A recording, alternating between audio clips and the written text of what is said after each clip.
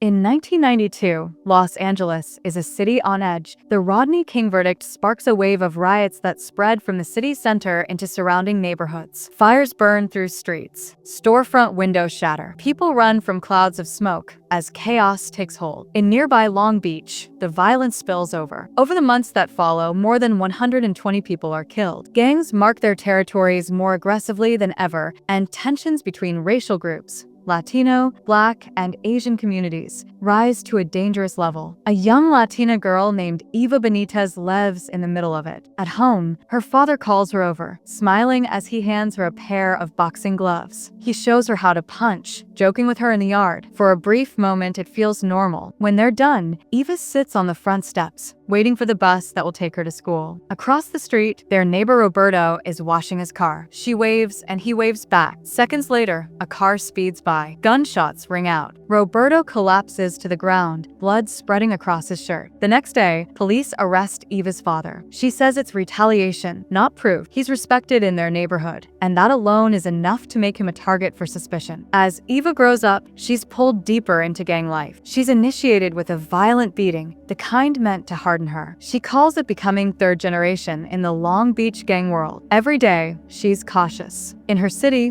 being Latino, Black, or Asian means you can be attacked at any time. 2 years pass. The tension from the riots still hasn't faded. At Woodrow Wilson High School in Long Beach, the city's divisions show in every hallway. The school once had a strong academic reputation, but forced voluntary integration has changed its demographics and, according to the staff, its discipline and performance. Rival students from different neighborhoods now share classrooms, and the conflicts outside often follow them in. Erin Gruwell is a new teacher walking into this environment for the first time. She's optimistic. She meets the department chair, Margaret Campbell, who briefs her on what to expect. Margaret warns that some of her incoming students may be on probation and wearing ankle monitors. Erin shows her a carefully prepared lesson plan, but Margaret dismisses it, saying the material, classics like the Odyssey, will be too difficult for these students. Margaret explains that Wilson High's reputation has declined since the integration policy was put in place. Erin responds that she chose this school because she believes in the policy. She says defending youths in court isn't enough. She wants to reach them before they get there. Margaret's answer is blunt. It's not going to be an easy task. Before Erin leaves,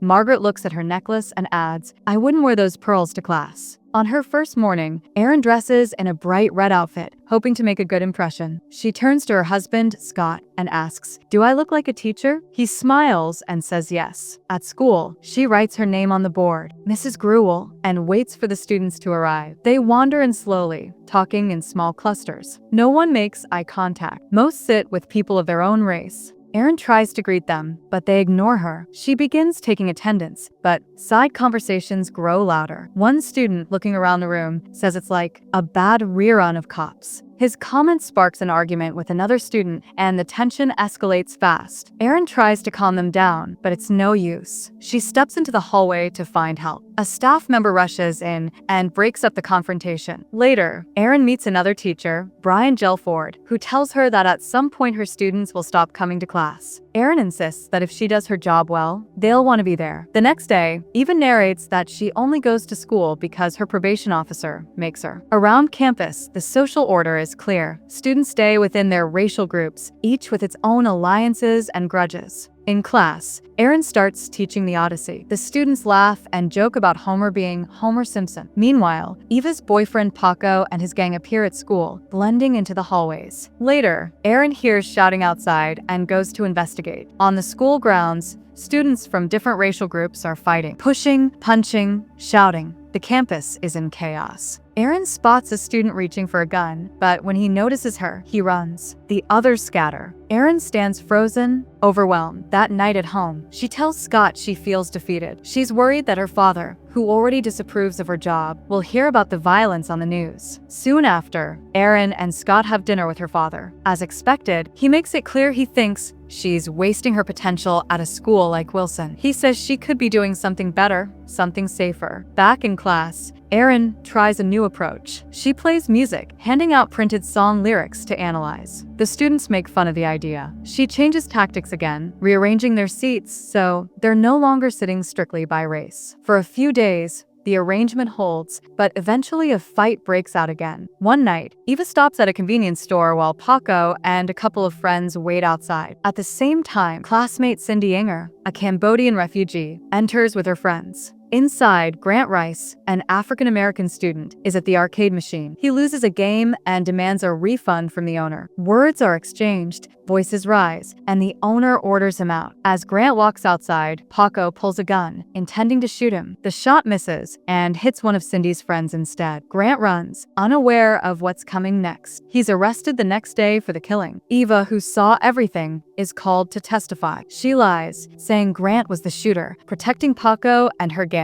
Back at school, a student named Tito draws a racist cartoon mocking Jamal, another classmate. It circulates until Jamal sees it. Erin notices the tension and uses it as an opening to talk about the Holocaust. She's shocked when almost no one in the room knows what it is. Only one white student raises his hand. Erin asks how many have been shot at. Nearly every student raises a hand. The room is silent. After class, Erin approaches Margaret for books like The Diary of Anne Frank, believing the story might reach them. Margaret refuses, saying they'll damage or lose the books and the school can't afford replacements. She advises Erin to focus on discipline instead. Erin turns to Brian for support, but he agrees with Margaret. He says integration is a failure and that students who want to learn shouldn't be slowed down by those who shouldn't be there at all. Unwilling to give up, Erin introduces a new activity, the line game. She tapes a line on the floor and asks students to step forward if a statement applies to them. She starts with light questions about music, hobbies, sports,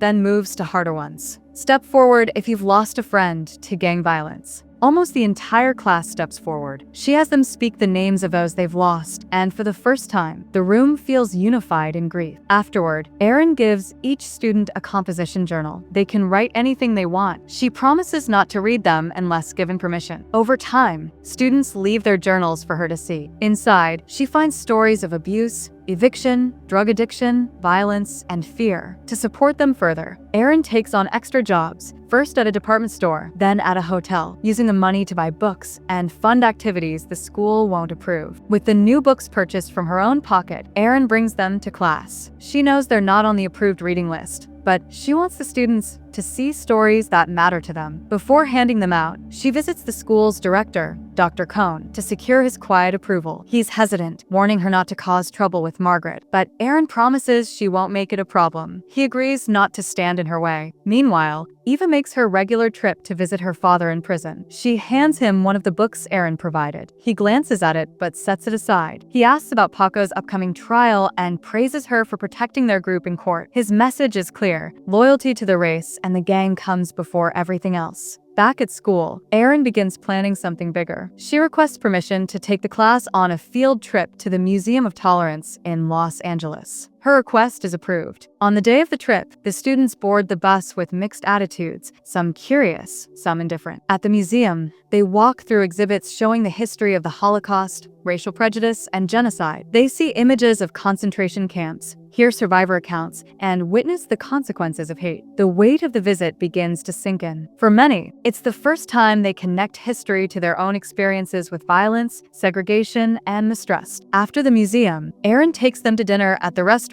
where she works one of her part-time jobs. The students are surprised to see her in an apron, serving tables. They didn't know she worked extra jobs just to support their class. Partway through the meal, Erin brings in a group of guests, Holocaust survivors she's invited to speak with them. The room falls quiet as the survivors share their personal stories. They speak of losing entire families, hiding for months, and surviving against all odds. Some recall moments when strangers risked their lives to help them. The students listen closely. For the first time, they begin to see parallels between the injustices of the past and the divisions in their own lives. They ask questions, and the answers stay with them long after the night ends. One of those students, Marcus, goes home and writes in his journal for the first time. His entry is simple but powerful. He admits he misses his mother, something he hasn't said out loud in years. When the next school year begins, Erin is still with the same group of students. On the first day, she hands out plastic cups filled with sparkling cider and asks each person to make a toast for change. She explains that it's a chance to speak out loud about what they want for their lives moving forward. One by one, students stand up. Some speak about leaving gang life. Others talk about wanting to graduate, go to college, or repair relationships with family. Each toast is met with quiet respect. By the end, the class feels even more connected. Around this time, Victoria,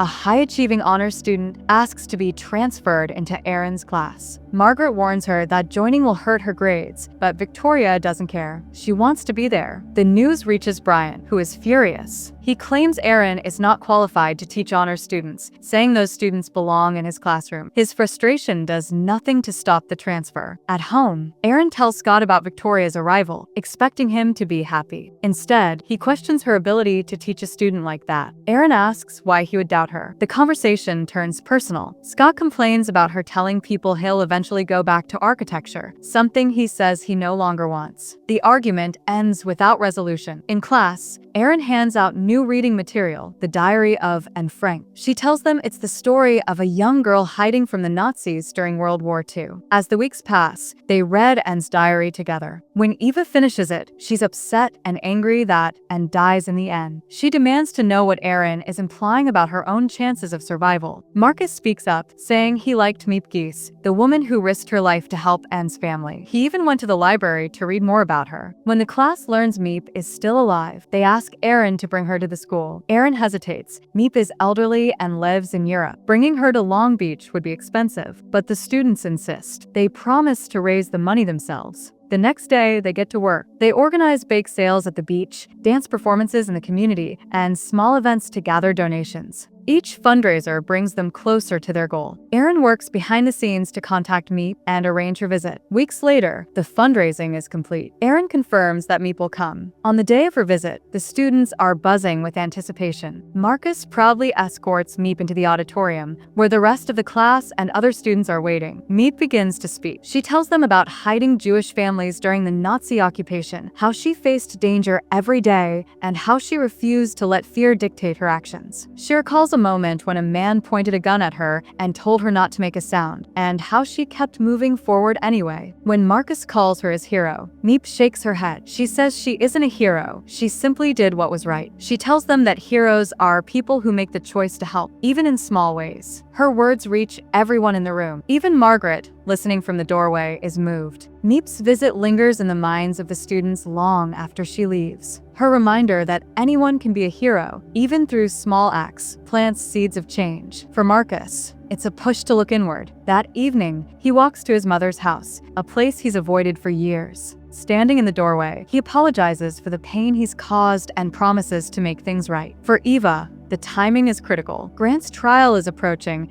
and her mother is pressuring her to stay loyal to their gang by keeping her original lie in place. Telling the truth will mean betraying Paco, the father's respect, and the unspoken rule of protecting your own no matter what. Staying silent or repeating the lie will mean letting an innocent classmate take the fall for a murder he didn't commit. The trial arrives. Eva takes the stand, eyes moving between the prosecutor, the defense attorney, and Paco sitting across the room. The courtroom is silent as she begins to speak. After a pause, she tells the truth, that Paco was the shooter, not Grant. Her statement clears Grant of the charge, but seals Paco's fate. Outside the courtroom, the reaction is immediate. Members of her community see her as a traitor. The next day, she's confronted and attacked by gang members. Blows land quickly, but she avoids serious injury, not because they've forgiven her, but because her father's reputation still protects her. Shaken, Eva moves in with her aunt for safety. She still comes to school, but she stays late into the evenings to work on her assignments, avoiding the streets as much as she can. Meanwhile, in Erin's classroom, the shift in atmosphere is becoming clear. Students who once sat with their arms crossed now take part in discussions. Grades are improving. Absences are fewer. Conflicts between groups have nearly disappeared. But outside the classroom, Erin's personal life is unraveling. One evening, she returns home to find Scott packing his belongings into a suitcase. He tells her he's proud of the work she's doing, but that it's consumed her completely. "You've given everything to them," he says, "and nothing's left for us." His tone is calm, but final. Erin tries to persuade him to stay, but Scott shakes his head, saying he feels forgotten. With a quiet goodbye, he walks out. The loss hits Erin hard, but she pushes forward. At school, she tells her students they'll soon be moving up to junior year. Then she delivers the news she's been dreading. She won't be their teacher anymore. The students react instantly. Disbelief, frustration, anger. They say they still need her. They've built trust, and they don't want to start over with someone else. Erin takes her case to Margaret, the principal, and Dr. Cohn. Margaret insists that more experienced teachers should take over now that the class is functioning well. Erin argues that the bond she's formed with these students is part of why they've succeeded, and breaking that continuity will put them at risk of sliding backward. Her appeal doesn't work. The decision stands. When she faces her class again, Erin tells them the outcome. The anger in the room is palpable. She doesn't try to deny her own disappointment, but she urges them to keep moving forward no matter what. "For some of you," she says, "you'll be the first in your family to have a choice about going to college." For their final sophomore year assignment, Erin asks them to write their life stories in the form of diaries, modeled after Anne Frank. She tells them that they've grown beyond being just her students. They are now writers, each with something important to say. Over the following weeks, the journals come in. Some are long, some short, but all are deeply personal. Erin collects them and compiles the entries into a single book. The title, The Freedom Writer's Diary. Not long after, she's called to another meeting with the school board. Sitting across from Margaret and the administrators, Erin defends her teaching methods, pointing to the academic improvements,